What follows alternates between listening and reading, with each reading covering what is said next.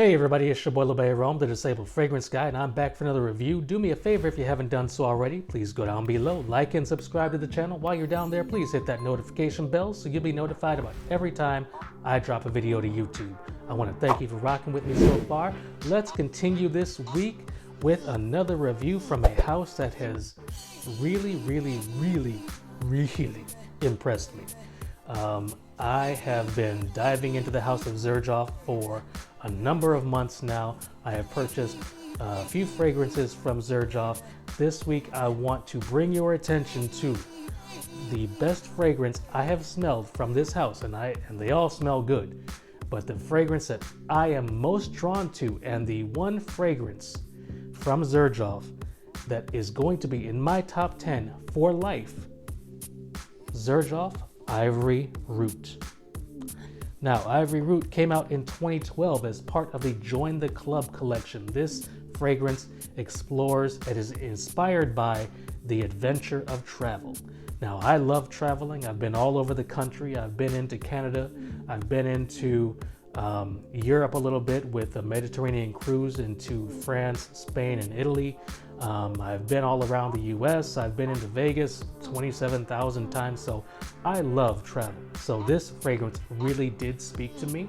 Like I said, it came out in 2012, so it's been on the market for quite some time, but as you will find out soon, it's got some staying power, and for good reason. So the notes, I wasn't able to find much on the note breakdown, but from what I did find, we've got spicy notes, basil, sandalwood, patchouli, and allspice. Now, if you guys know about any other notes in the fragrance, please feel free to leave them in the comments down below. I don't mind taking guidance on this front because that was all I was able to find. So if you guys know of any more, please feel free to leave them down in the comments below. I would gladly love that information. So sizes and prices, this is a 50 ml bottle. This is gonna run you $205. And for what's inside this bottle, y'all, that is nothing. That is the perfect price point for what you get. This presentation is stunning. You have the blue bottle with the gold Xerjoff logo on the front. It is stunning on a mantle. This is a standout on my mantle, trust me. You've got the beautiful cap that is fashioned in the shape of the Condor sword.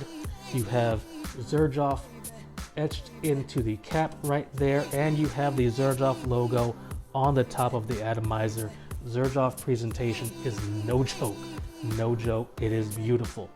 So what does it smell like? I have it on skin right now. It is enveloping the room. I sprayed it 30 seconds before I started filming. So what you're going to get is woody, spicy goodness. This is stunning. This is stunning. It's one of the most alluring oriental fragrances on the market today. It's been on the market since 2012. It's timeless. It's a classic. It's one fragrance that you need in your collection, hands down.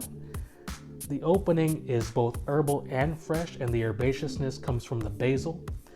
It's super sexy. I have gotten so many compliments from this fragrance. It is completely satisfying to the wearer. I am completely and abundantly satisfied when I wear this fragrance. It's got a slight gourmandish tinge to it, yet it feels almost cashmere-like in nature, and that cashmere-like nature envelops you.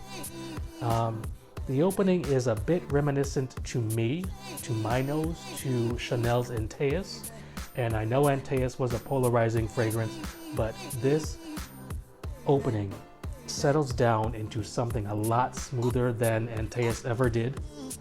Now, I liked Antaeus. I liked the fragrance through and through. However, the opening does remind me of Antaeus, but a lot more smooth and a lot more well-rounded. Not as screechy, not as loud, not as grab you by the throat.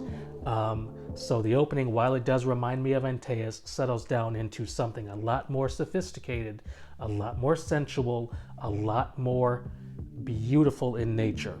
This is perfect for the fall and the winter. However, I do think you can get away with it in the spring and the summer if you apply lightly.